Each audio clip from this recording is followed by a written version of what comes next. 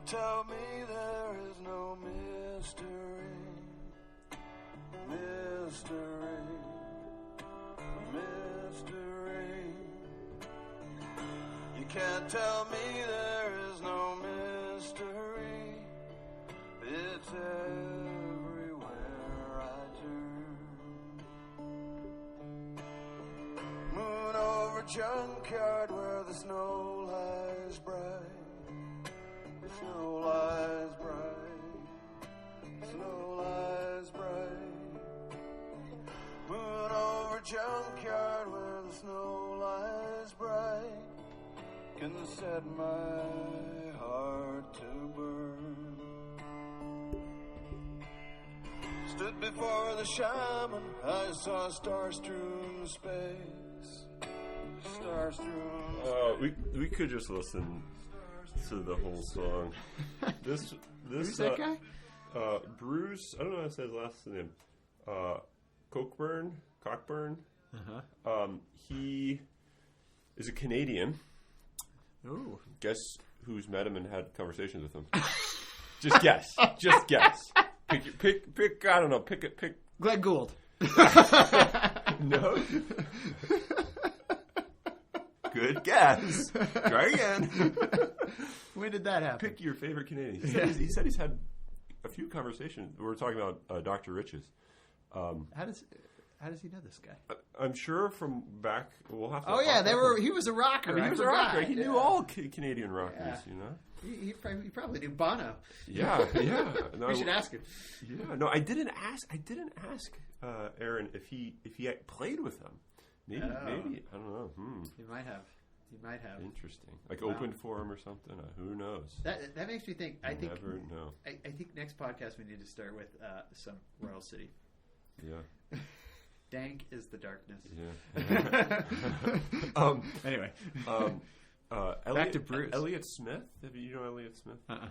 I think Aaron played with Elliott Smith. I think I've heard that name. But anyway. So speaking of Moon mysteries, over junkyard, though, man. Yeah. I mean, that's a great line to kind of hit right into what Schindler's getting at. Right? Yeah. I had not heard that song until Elijah brought it to my attention, and I said that's a really good song. So I thought it deserved. Elijah Smith? No, Severson. Oh. It brought up, I think, the thesis so well. It had to be the opening. Yeah. So if anyone out there wants to make recommendations, requests. We're taking requests. We're taking requests. So, but no, I think Moon over Junkyard. Moon over Junkyard, man. Can set my heart aflame. Yeah. I mean, Plotinus would agree. Yeah. I think he would be all for that, and so would dust falling from ceiling. Dust falling from Vishinkevich basins. That was very odd. I don't know if that was a mouse. Hopefully not. But I think this his explanation of things. Can I start this? Yeah, just let me go right into this. Take it. So I'm freaking out about this book. I think it's one of the best books I've read maybe in like 5 years. Except for the Song of Solomon. Except for the Song of Songs. But that's scripture, so it doesn't really count, right? You can't compare. Yeah. I mean, it's called the good book. Exactly. Okay. Sorry to make a joke about something really serious. No, but I really think, and I'm sure you've had this experience before, Dr. Jagger, and maybe you students have too, or maybe you're starting to have these experiences, where as you move into the perpetual change of the good, and the life of perfection is the pursuit of the good, and you start going down one path towards the good, and you realize that you've in a sense diverged before you got to this path. Right? Mm-hmm, mm-hmm. And as you start going down this path, you're realizing more and more the beauty of the path. And you go deeper into the path and you realize something better. And you go deeper into the path and you realize something better. And other people can be going down other paths that are, and I don't want to make this sound like relativistic, but like the good is expansive and infinite, right? And so other people can be exploring other aspects of the good, and I've done this before, and other things, right? And you go down this path, and you're thinking really really strong about that, and then so what's happened with me over the past 5 years is I've gone down this path, and now I recognize it for what it really is I was a bourgeois metaphysician for a long time. And now I've come to this understanding of beauty thanks to a lot of things that I've been reading, including Balthazar.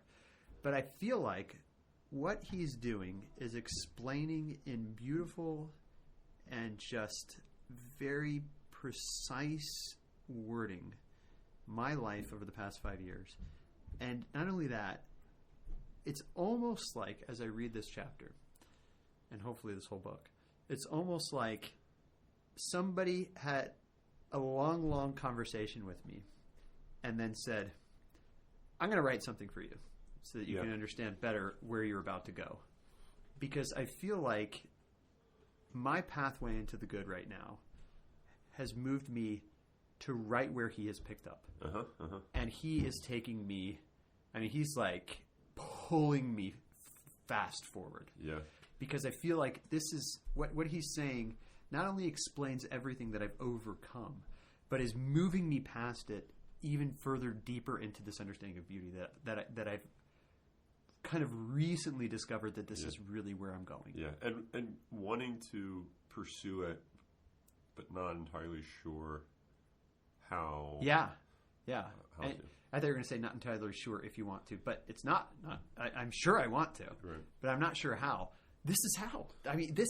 I feel like Schindler is writing to Jeremy Sienkiewicz in the spring of 2020. Right? I mean, I feel like that's what he's doing here, because he's really just speaking to everything that I've been thinking about, and he's explaining it so well, and it's just. I mean, I wouldn't have understood the moon over Junkyard. If it wasn't for what's happened this year. Right. Just this year. I mean, just since the fall, really. When not the fall of man, but the fall semester. Fall 2019. Not fall... circa whatever, right? Circa whenever. I was gonna give it a date, and I was really like, wait, I can't really give a date for that. Circa whenever. Let's just say the starting line.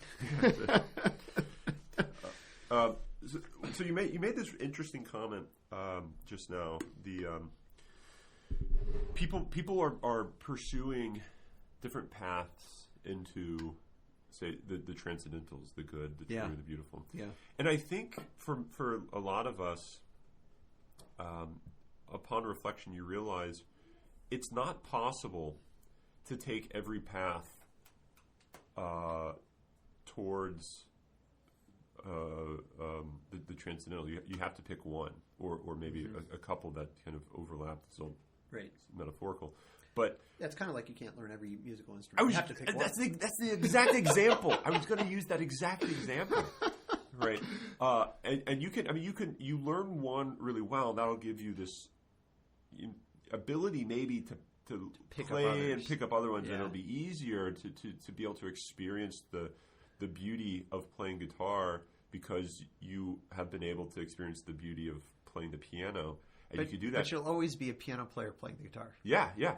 Or if it just so happens that you can actually become both, you're not going to be able to become, an artist in the sense of like a painter, right? Or maybe you're not going to be able to be the deepest poet, right?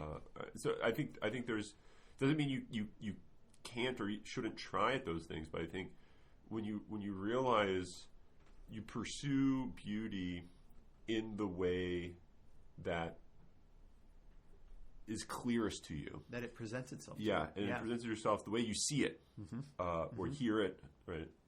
And so you pursue it in that way.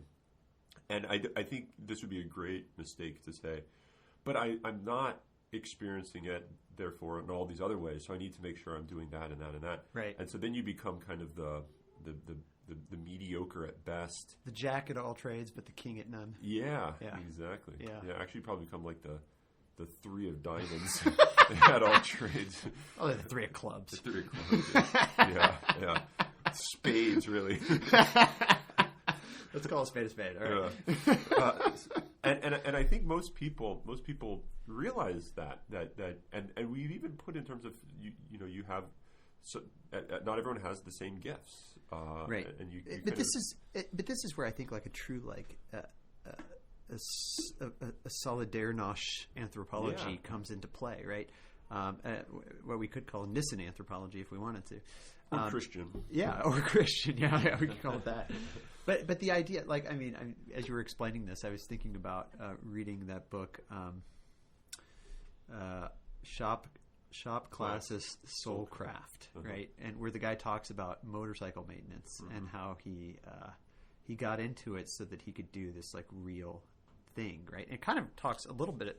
The carpenter as a philosopher makes me think of this.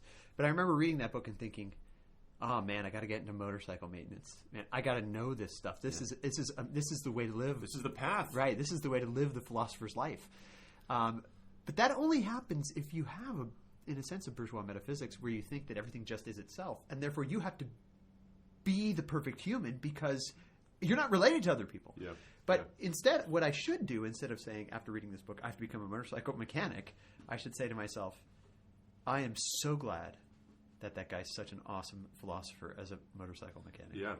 And I'm going to, in the light of that, pick up my violin and practice again today. Yeah.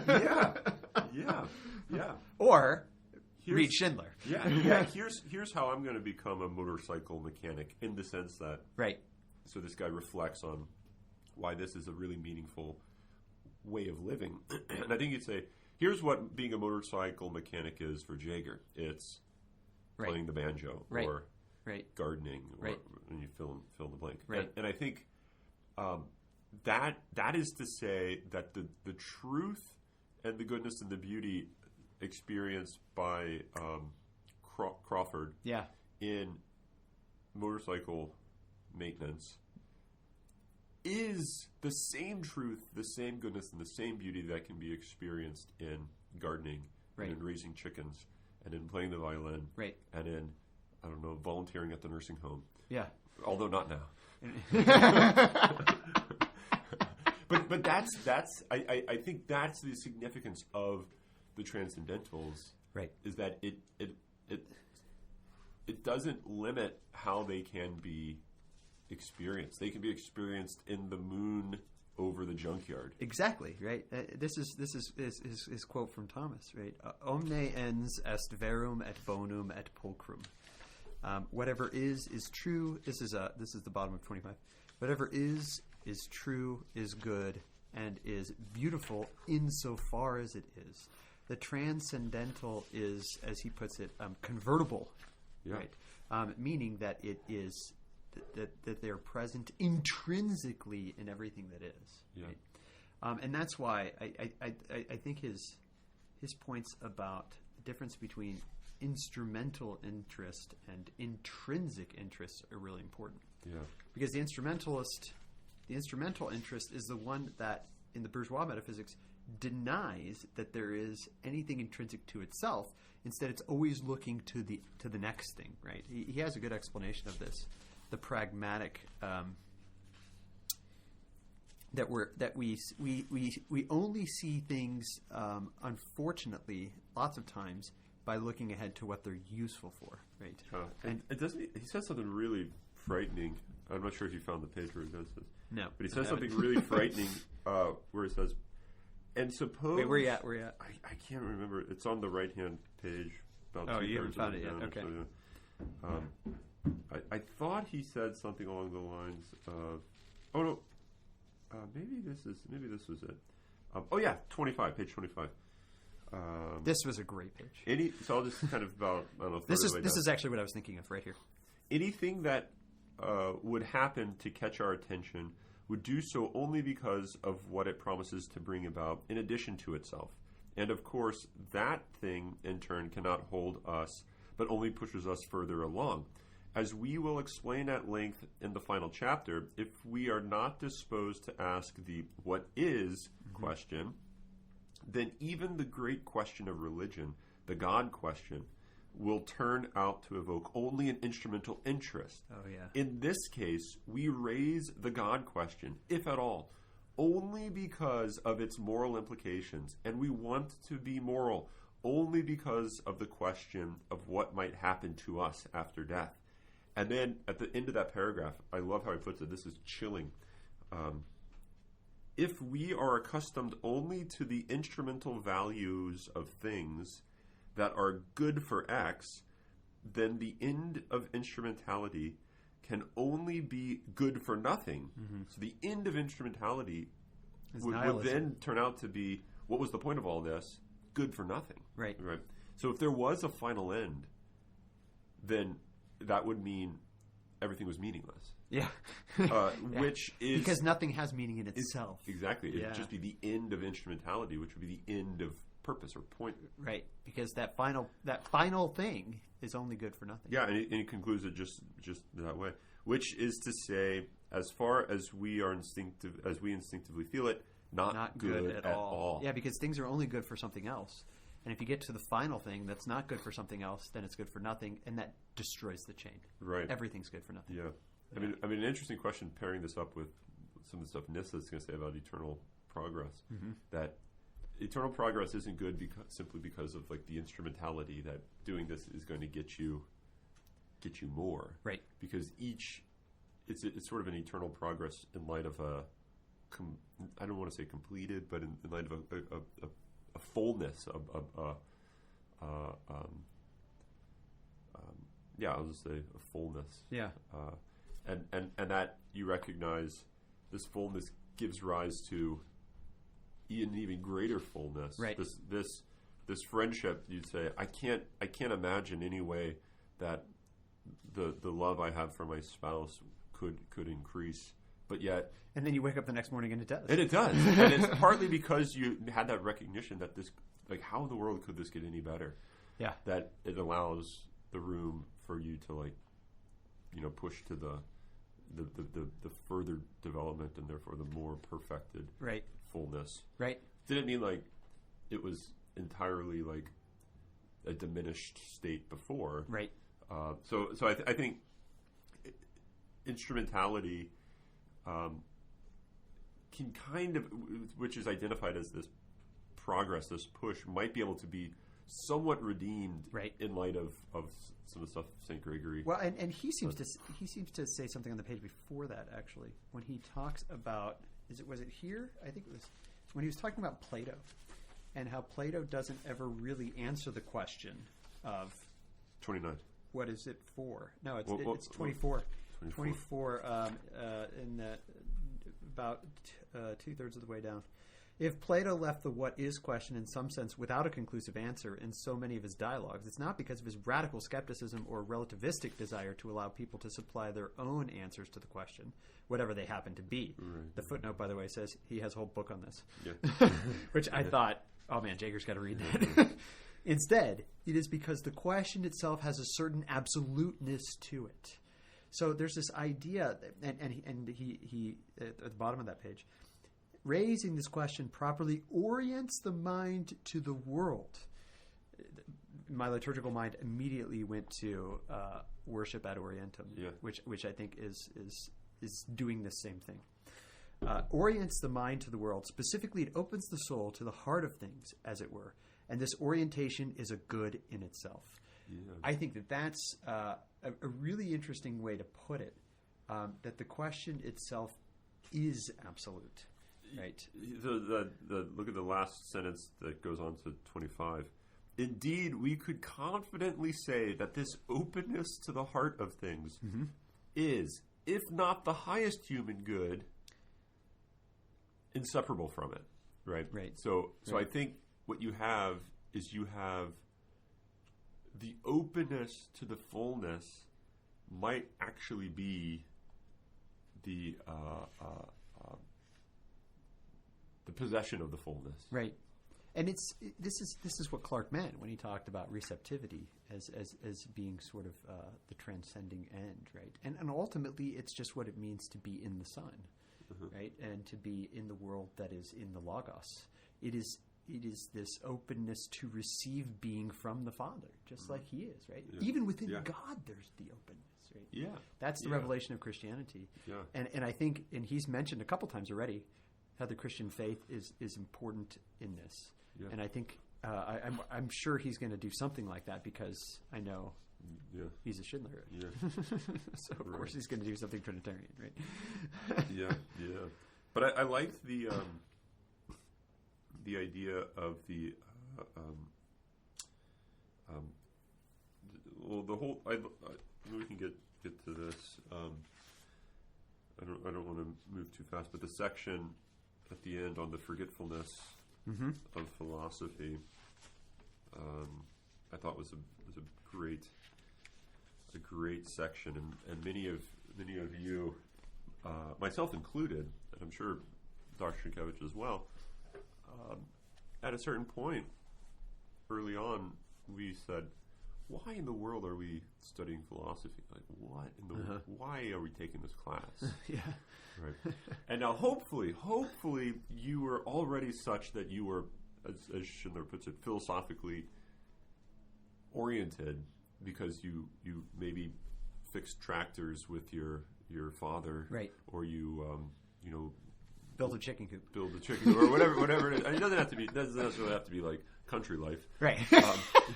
Although country life is important. It doesn't necessarily have to be country life, but maybe it's a more perfected way. Right, and almost, and I don't want to derail this, but almost I want to say there has to be some kind of living a country life if one is going to be authentically human, I think. Yeah. But I think Schindler's saying something similar. But anyway, I'm derailing. No. So hopefully you're already philosophically minded. Yeah, you're hopefully already philosophically minded, and you're like, why do I need to take this class? But I think to some extent most people are they have no idea what philosophy really is and is about, and the danger is that most people that take, and this probably is not so much the case at Benedictine, but definitely at state schools. I don't know if I would put that blanket statement out there, but the idea is most people that go to large state schools. Let's just stick it there because I taught at University of Nebraska. Yeah. I think they actually leave their first philosophy class less philosophical, further from the philosophical life. Yeah. Than they did prior. Yeah. So I think there's a forgetfulness of philosophy, which most philosophers attempt to help explain to people what the philosophical life is, actually does more damage to it. That reminds me of the quote Seneca I brought up to you after the last podcast. Great quote. Get your ears ready, folks. You're going to want to rewind on this one. Maybe pick up your pencils. Yeah. So actually, too, I'll just read both these quotes. These are great. The first one's from Seneca, Letters to Lucilius. I think there is no one who has rendered worse service to the human race than those who have learned philosophy as a mercenary trade. So in some ways, the professional philosopher, with the emphasis on the professional part, like the philosopher who takes this as like the buying and selling of ideas, right? You pay me and I'll think for you, or I'll help you how to think. Or at least they'll give you an A or B so that you can get on to your next class. Yeah, right. And the sort of the trade is typically what people call tuition, which means that maybe I'm rendering really bad service. The worst service, not bad service.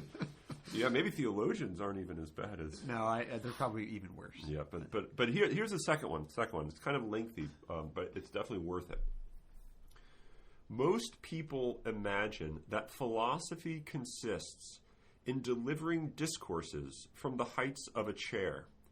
and in giving classes based on texts. But what these people utterly miss is the uninterrupted philosophy, which we see being practiced every day in a way which is perfectly equal to itself. Socrates did not set up grandstands for his audience and did not sit upon a professorial chair. He had no fixed timetable for talking or walking with his friends.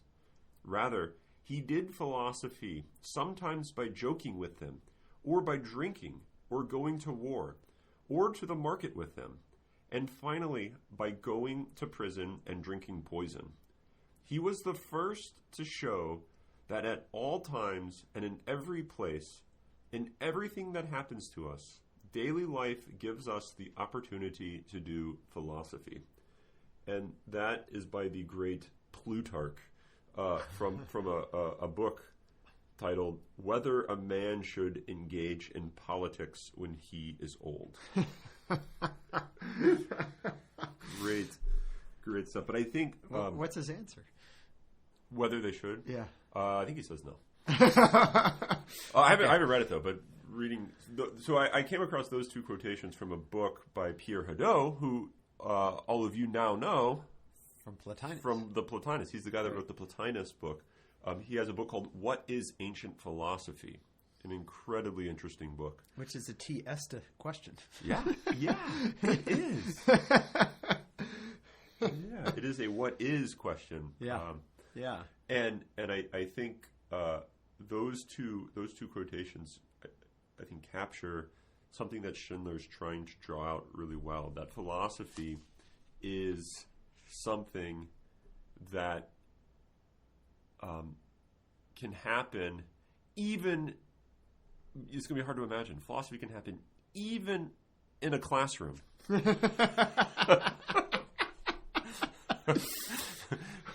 But it could also not happen in a philosophy classroom. Yeah, and that's probably where it most often does actually happen. Except in Jaeger's class. Yeah. But that's the hope, right? And I think the classroom, it's not to say like, oh, we don't need classes, we don't need any formal education. It's not that point. It's that right. Formal education is not going to actually be education if you don't already have an understanding of the point of education, which right. is so you have to have this sight of the transcendentals, and you have to understand the value of the what is question, right? The TSD question. This is all page 27, which he talks about thinking about in public discourse and public personal conversations. What do we talk about when we talk about economics, education, and foreign policy? He says, we never ask questions like, what is a nation? What is a citizen? What is education? What is, wealth? Yeah. And so this is where he has this great commentary on the carpenter, which I think is what made me think of the motorcycle guy. But can I read a little bit here? Yeah, go ahead. Okay. This is about 2/3 of the way down here. Or maybe, about 2/3 of the way down. To ask the question, what is to be philosophical regardless of one's level of education and line of work. Mm-hmm. A carpenter who loves working with wood, who delights in the feel of the wood in his hand, who takes care to make things of value and not simply for a paycheck, is in this sense philosophical and in subtle ways is affirming in the intention he gives to this particular project the beauty, goodness, and truth of the universe and the love of its creator. By contrast, the one who betrays a lack of an intrinsic interest in things, who fails to ask the question what is, both in what he says and in what he does, and gives it the care and attention and give it the care and attention it naturally calls for, is not a philosopher, even if he earns his living in a philosophy department. Yeah, I love that. That's a great line, right? And so this is all getting to his earlier point in this chapter, which we haven't gone into quite yet, the link between the universal and the particular. And how that's only a possible ontological reality if the transcendentals are affirmed and recognized. Yeah, and which is again, this is where I need to go right now. Yeah. Quick point about this. It's in Plato's Apology.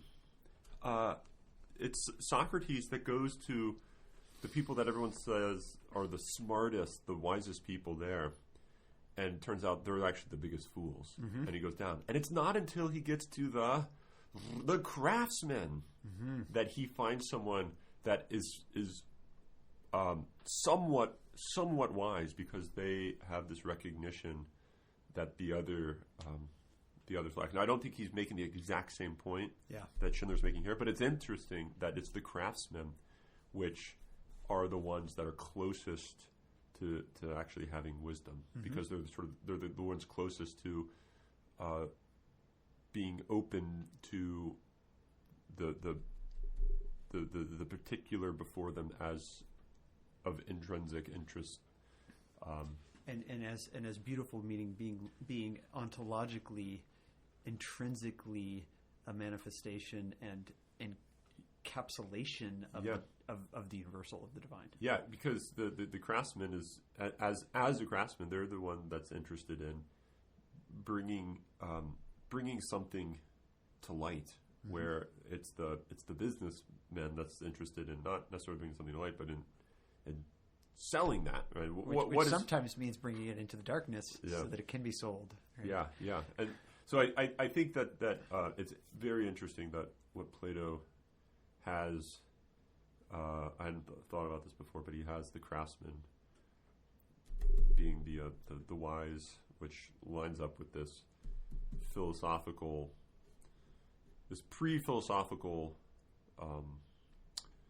state that one must be in before they actually do anything like a formal philosophy. Which I even wonder about people that are listening to this podcast, whether they kind of think like, what is the emphasis on crafting? That's such a waste. And I don't think, and he gets into this, I don't think that people can understand what crafting does unless they're living a way of life that is involved in a long period of time, and gaining some skill at some craft or musical instrument or something like that. Yeah. Right? I mean, this is page 29 when he talks.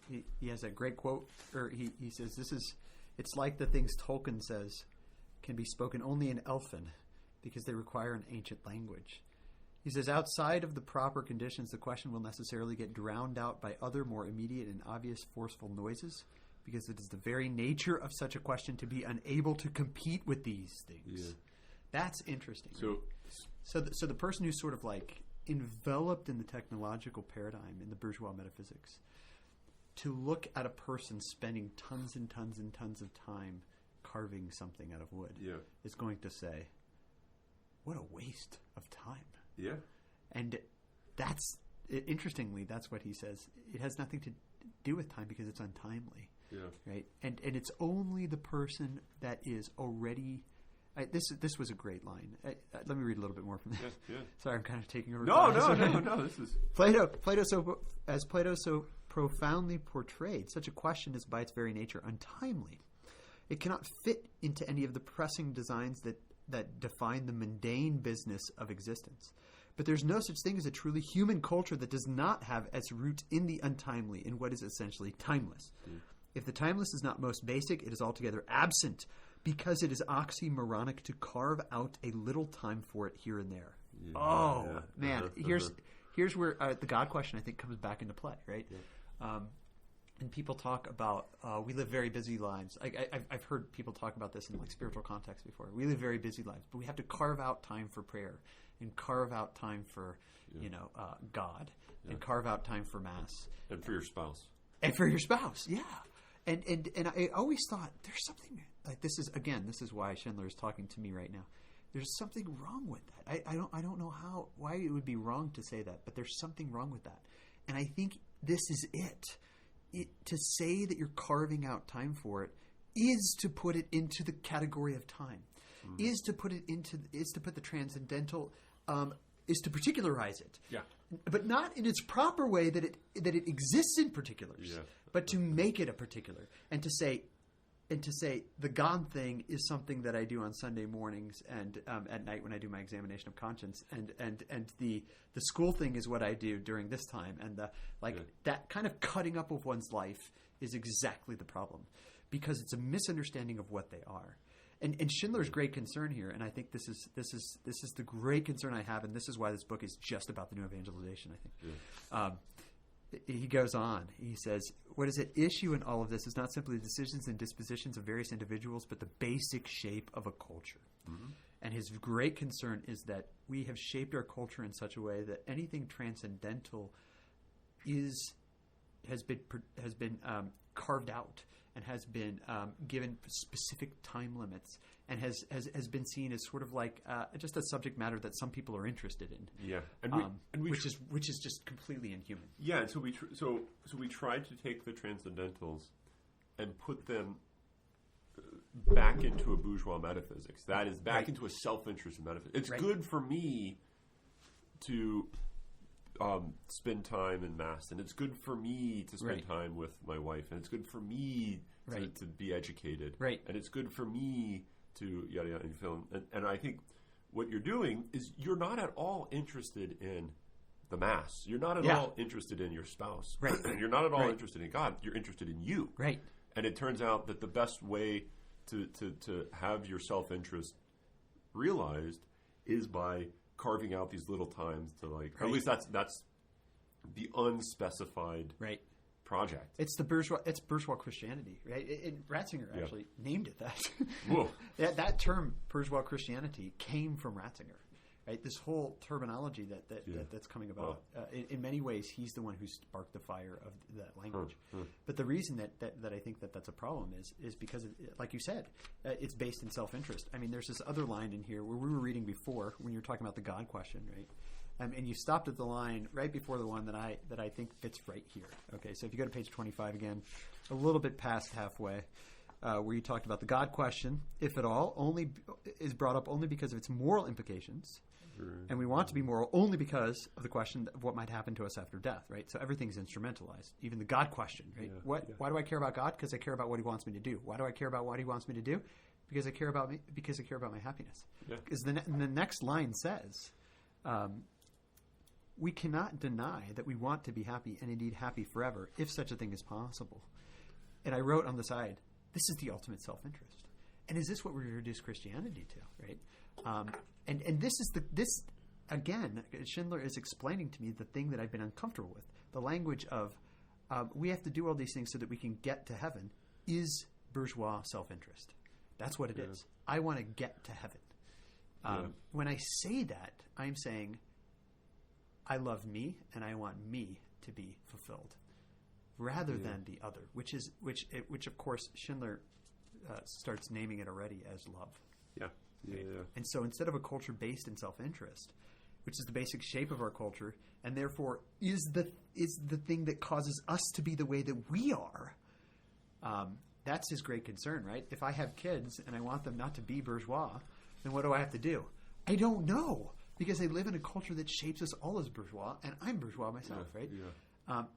But the answer has to be something about love, right? And so we have to have a culture of love instead of a culture of self-interest, and a culture of sort of carving everything into timed things, and a misunderstanding of the transcendentals. Yeah, and maybe it's important to keep in mind that it's not simply the way. I guess the way to resist the bourgeois metaphysic might not require anything other than your I mean, maybe there might be more, but what seems to be within your control is your desire to resist it, right? And recognition that the desire to resist it is only going to come about through love. And so I think this may be one way to think that, like, love isn't going to fail, right? I mean, is this the best expression of love? You'd say, I don't know. But I kind of am tempted to say all expressions of love are the best expression of love.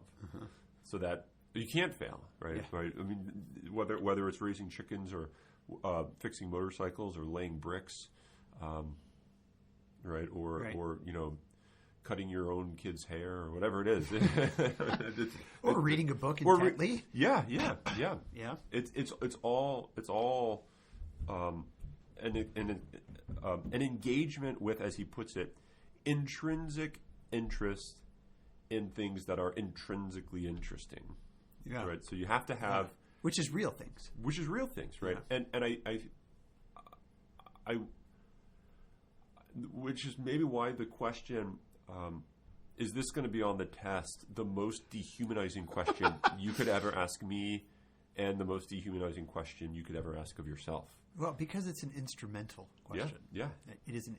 Should I spend time working on this so that X, I get a good grade on the test? Yeah. It's like if your wife or husband asks you to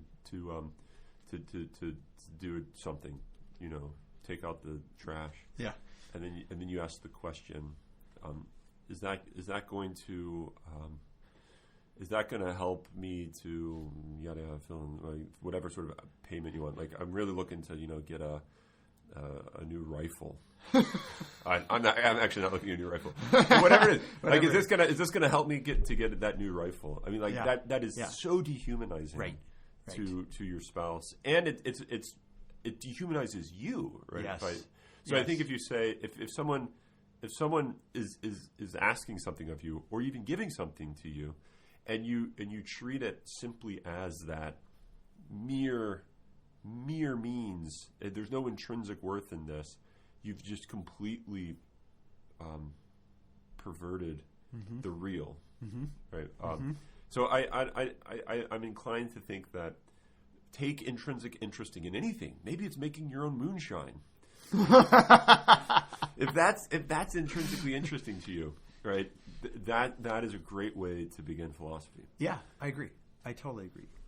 And I think the concern that he has, right, is on page 28 here. And I know we still haven't done the first part of the chapter. Yeah, we need. I want to 21. We got to do 21 because that was the page that you. That was the page I kept talking about last night in our. For those of you. So Anna, I know she's on the edge of her seat.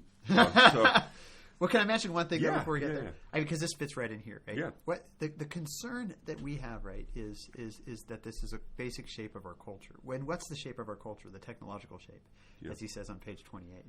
He says at the top, the more technology dominates our culture, the less philosophical we're capable of being, which is to say, the more remote we become from the real. Technology of its essence is about means, about instrumentality. And so his great concern is the more that we kind of enter into the technological, and he even specifically talks about technological devices, the less that we're able to philosophize, the less that we're able to be in contact with the real.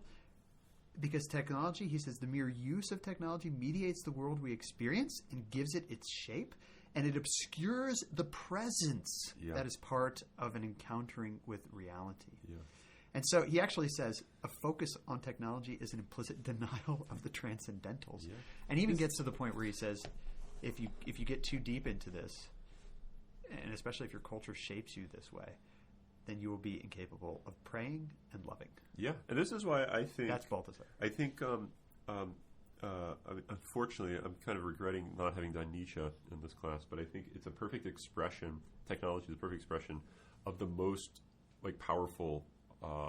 It's the strongest representation of the will to power. Right. So technology is this attempt to bring all things within your control. So it is the incarnation of will to power. Yeah. And therefore it's implicitly implicitly I think it's going to become nihilistic. At the very least it implies the death of God. But it I think is also then going to become nihilistic. Nietzsche doesn't want it to, but I think the slide is impossible. It's going to happen. I mean, he seems to say that it is impossible not to go that way. I mean, I've read people who have said, no, it's not impossible. It's not that, and there's a big debate on secularization, whether it automatically flows from liberalism, right? But the way he puts it on 28, and this will be my last quote, I promise. No, this is great. Besides the GPS, you should read number 35, footnote. Thank you, Schindler, for footnotes and not endnotes. Yes. Footnote 35, where he talks about GPS, is really important, I think. Knowing a place. Yeah. But he says here, in about the middle of that page, a culture that is obsessed with technology will in spite of anyone's explicit intentions. Even if you have great intentions that does not happen, it will. Yeah. Cultivate habits of being that are anti-philosophical. Yeah. So, That is, I think, what I think. So think about I think. So put it. Think in this terms or along these lines. We come up with a technological means of simulating a guitar, and we can do this. Right? I mean, maybe it's not as good as actual recording a guitar, but just suppose down the line, Sure. we come up with a way to have a computer-generated guitar. Yeah. And then you start getting all these guitar artists, which are actually computer, like, programmers in a sense. Now, there's some sort of musical know-how that you have to know what's going to sound good and what have you. Yeah. And you think, because really the whole point of this is to make it digital. I mean, the shows, the tours are really about selling tickets and selling money and merch and albums. What did the Lamb of God singer say that Blosser said? He said, I actually, as an artist, he said, I don't make money on my albums. All the record labels get that. I don't make money on my concerts. All the venues get that. I scream really loud on stage to sell T-shirts. Yeah. I make a lot of money selling T-shirts. Yeah. But that's it. Yeah. I'm sorry. That No. That's to do with what you're talking about. No, but I think if you think about the way that we seem in light of the technological means of the distribution of music, it's become commodified, so that you don't need someone in your neighborhood that can play music if you want to listen to music. Right. Right. Any Tom, Dick, and Harry can just hit play on Amazon Music or Pandora or YouTube or what have you, and just listen to whatever they want. Right. It could be anything. Right. Beautifully polished. Russian rock or Polish rock. you want chant. I mean, anything you want. Right. Yeah. It's just right there. And I think one thing that could happen, which would be detrimental to culture, and I hope that there's just enough goodness in humans that they can't actually destroy music, but something that would be really, really devastating is if it turned out we don't really need people to play instruments, because we have the alternative means, which are actually more efficient, right, more precise, a lot easier. Yeah. And you can kind of tweak it if you want, and yada yada yada. I think that would be a really, really and it might initially be for quote unquote good ends. Yeah. Because we want to make this easier for more people to have, and I mean, you fill in whatever. Because we can't visit the retiring home with my violin anymore, and so I want them to hear good music. Whatever, there. Whatever philanthropic. Sure. And so I think you could have these good ends, but what it's going to do is it's going to then bring about a destruction of that experience of beauty, and so you're going to be all the more closed from what it means to experience beauty in music. And you might think, oh, you can experience beauty in music by listening to things, and you in some ways maybe you can, but you're not, at the very least, you're not going to experience it in the same way as if you were listening to your neighbor playing something, right? Or even you yourself. I mean, if you don't know the beauty of playing music yourself, that's something that can never be described. It just has to be experienced. Right. Right. And if it's gone, it's gone. And I think the key that Schindler gets to is if things like this happen more and more, then love happens less and less. Yeah. It's a direct inverse proportion. Yeah. If that's the right way to put it, right? The more the technological goes up, the less the philosophical goes down, the more the philosophical goes down, which means the more love goes down. Yeah. Because the philosophical is... It is love. Love. And he says that. He says that on page 27, right at the top. 27. He talks about to ask what something, our most fundamental relation to the world as beautiful, good, and true is love. As we'll explain in due course, to ask in a genuine and generous way what a thing is therefore an expression of love. It presupposes love of a radical sort, and it is just such a love that inspires philosophy the love of wisdom. Whenever we ask such a question, the doctrine of the transcendentals is implicated in a direct way. And this is exactly the opposite of the sentence he does in the next line, which is that the focus on the technological is an implicit denial of the transcendentals, right? Yeah. And so to love something, this is why the carpenter is the philosopher, because he loves what he's doing, and the reason he loves it is because when he does it, when he builds his chicken coop, then it's in the midst of that he encounters the ultimate. Yeah. Which sounds stupid. Yeah. But is absolutely It sounds stupid for one who hasn't experienced it. It sounds stupid for people that don't know Elfin. Yeah, of course. Of course a language is going to sound stupid if you don't know how to speak it. That's right. Oh, man. Okay, sorry. We should go back. We should go back now. This is great. So I like this description on 19 of what the transcendentals are. Okay. We'll actually begin on 18. We'll continue on to 19. So 18, the bottom there. He says they're the essential properties of being. The transcendentals are properties of being as such, and so features of any and every particular thing precisely insofar as it exists.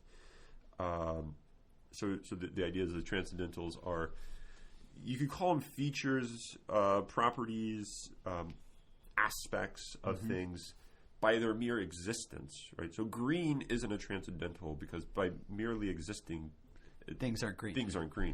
But everything isn't green. But beauty, goodness, truth, unity is not one he really talks about here, but that's an important transcendental.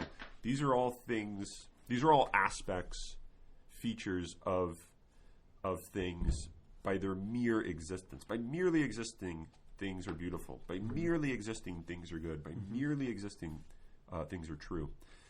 And by merely existing, things are one.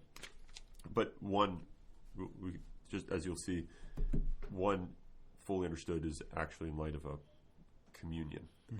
So I think this isn't in contrast to what Clark was saying. I think it's actually to recognize something as one is to recognize it as one from another.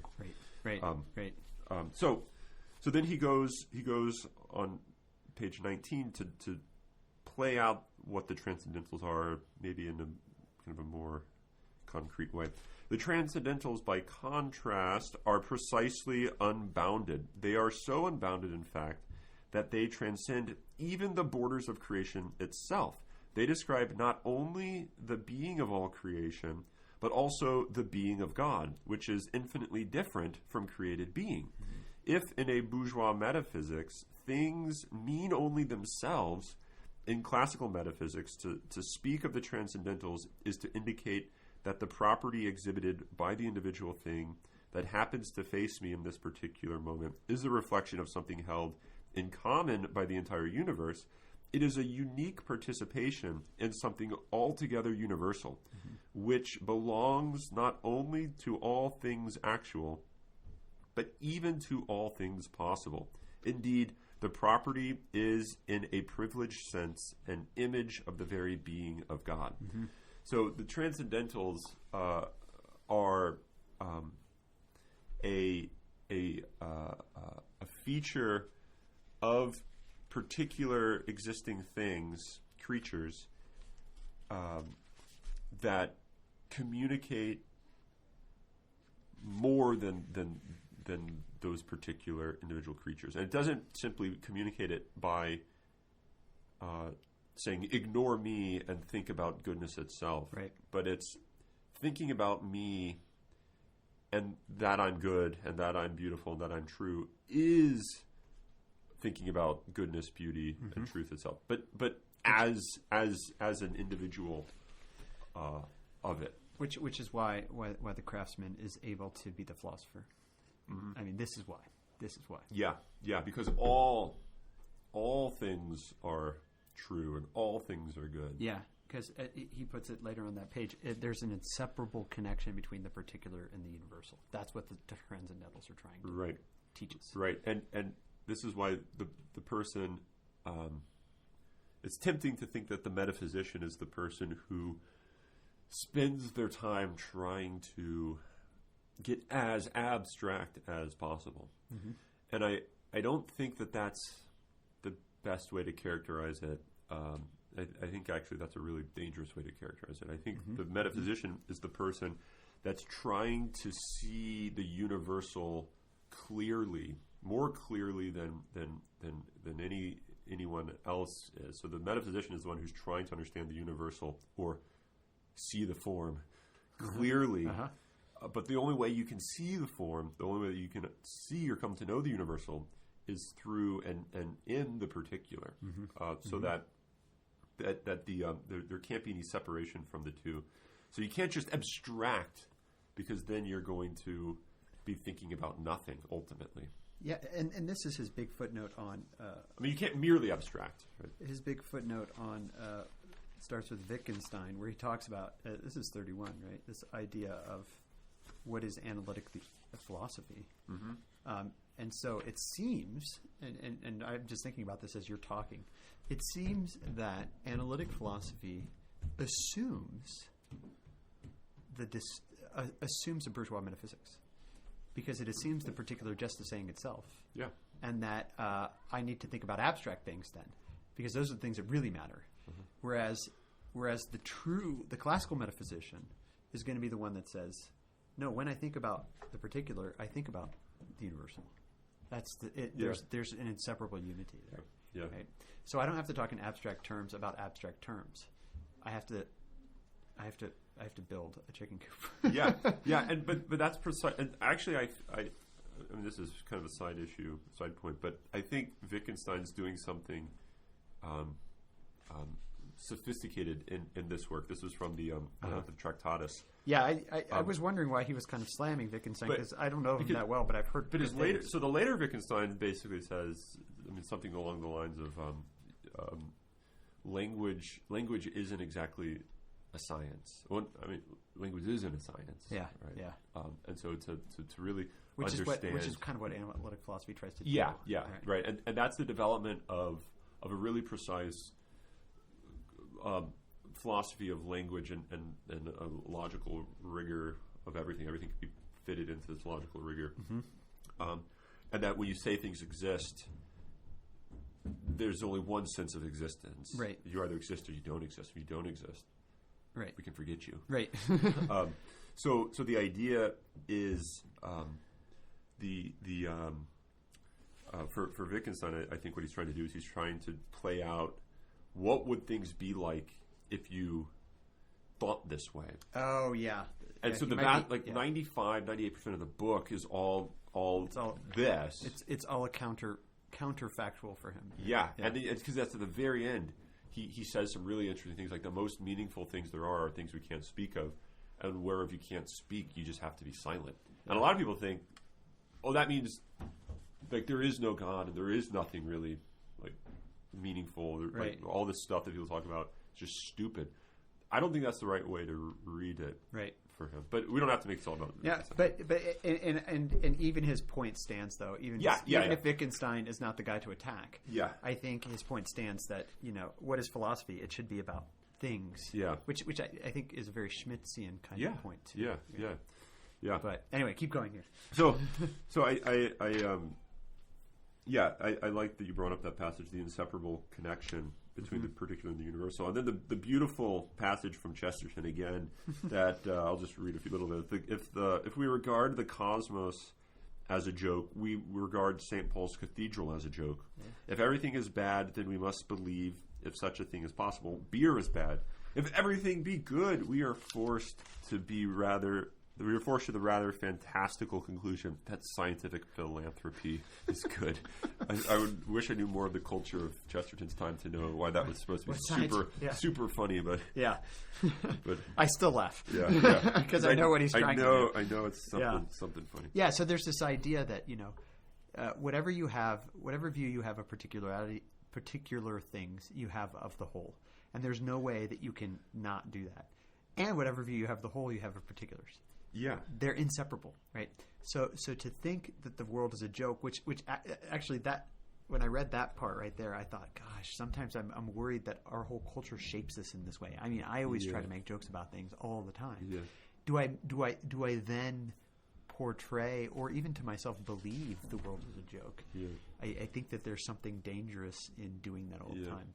Yeah, yeah. But I think there's a because he does think, it doesn't mean that everything you attribute to a particular you have to attribute to. So this is a red plate doesn't necessarily mean all being is red. Right. So, but it's, I think, to say like this is humorous simply because it is. Right. That would be right. That's his problem. Right. Yeah. That would be the dangerous thing. Right. Yeah. So I found 21. Should we talk about 21? Yeah, I think 21 is really important because it's here that he. I mean, let me read a little bit of this because I think once you reject the bourgeois metaphysics and go into the classical metaphysics, which he seems to say you just have to do because it's the true, right? Yeah. Then this is how you're going to see the world, and if you don't reject it, then the world's still going to be this way, and you're going to be distorted because of it. Yeah. So he says he talks about this twofold reflection that he has in this book, top of 21. First, to see that there is a connection between intensity and extensity. That's a great way of putting it. Yeah. Between inner depth and universal significance, so that precisely what is most unique about an individual is revelatory of the meaning of reality more generally. Okay, so the particular is revelatory of the whole. And second, to recognize, therefore, that every time we engage with a particular thing in a meaningful way, the meaning of the entire cosmos, and indeed of God himself, is at stake. Yeah. What I put on the side was the dread meaningfulness of the particular. And I think that's really how you have to see it.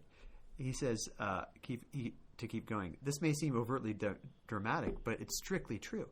Whenever we take a position with respect to the beauty, goodness, and truth of a particular thing, we are, as it were, pronouncing judgment on reality as a whole, and so implying a response of consent or refusal to the creator of reality. Yeah.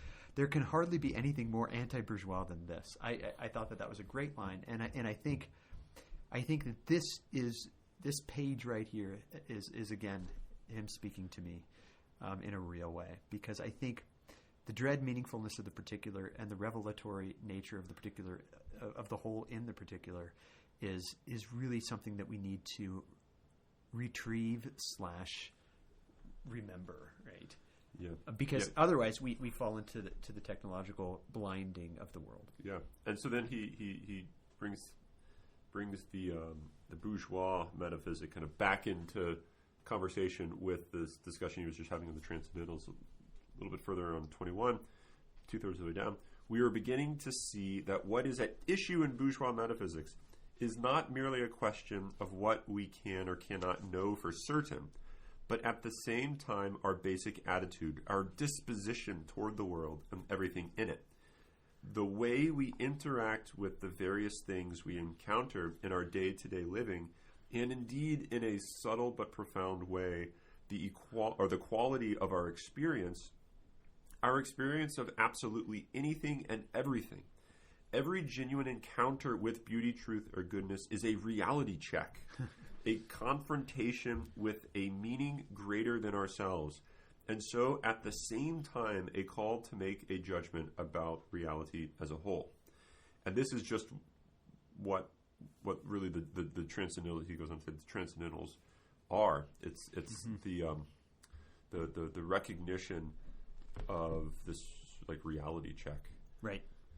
And I think his explanation of truth as being this inner reality of all particular things is really important, because and again he's speaking to me when he says it's not just mere factual knowledge, something to know, which is how I treated theology for so long. As things, and there was always at the back of my mind, and this was we talk about these things right before, we would always have this worry in the back of our mind. I hope they don't ask this question.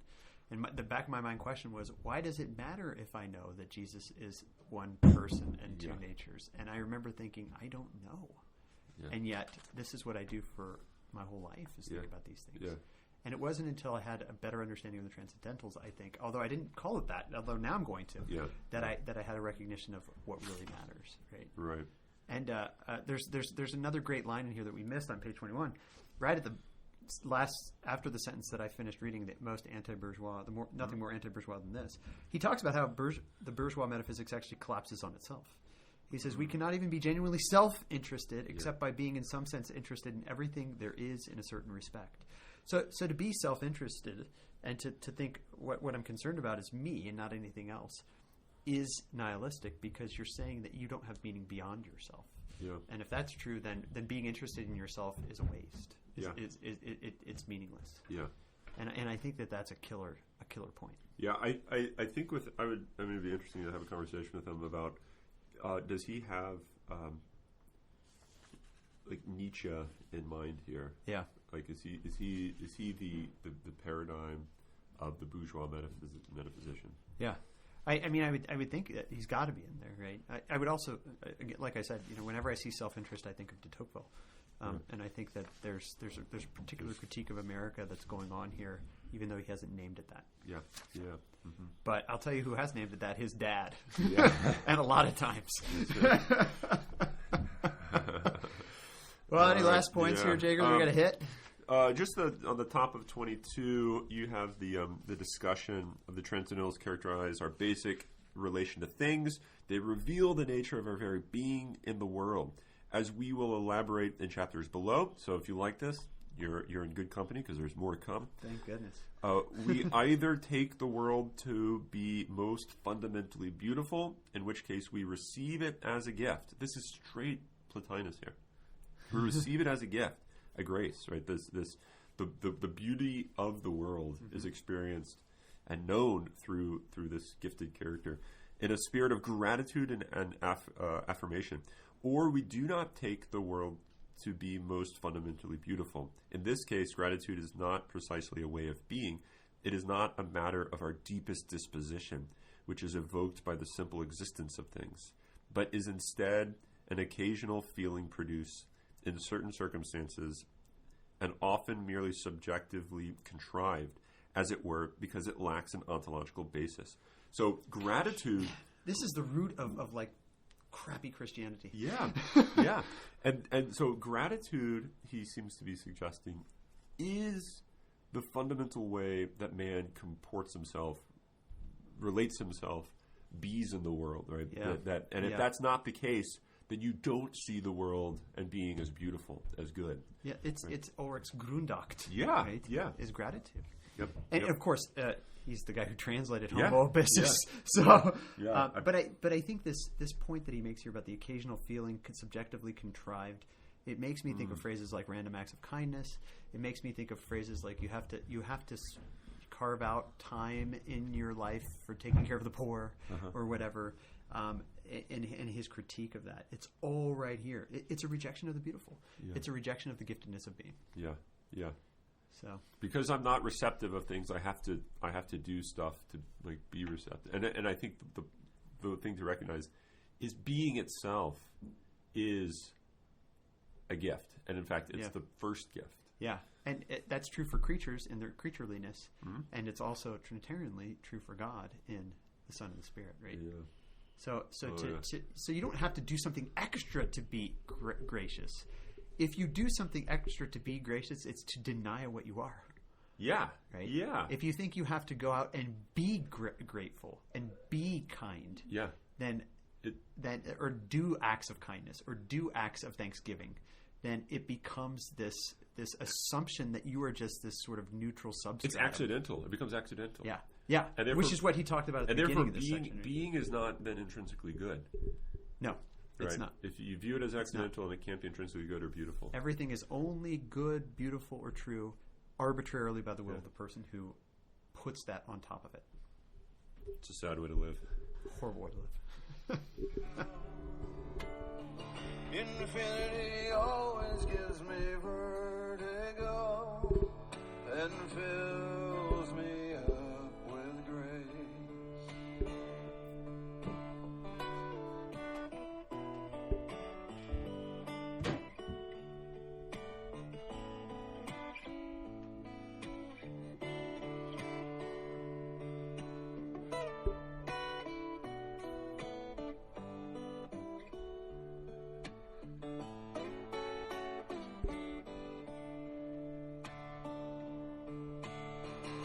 was built on a Friday and you can't fix me.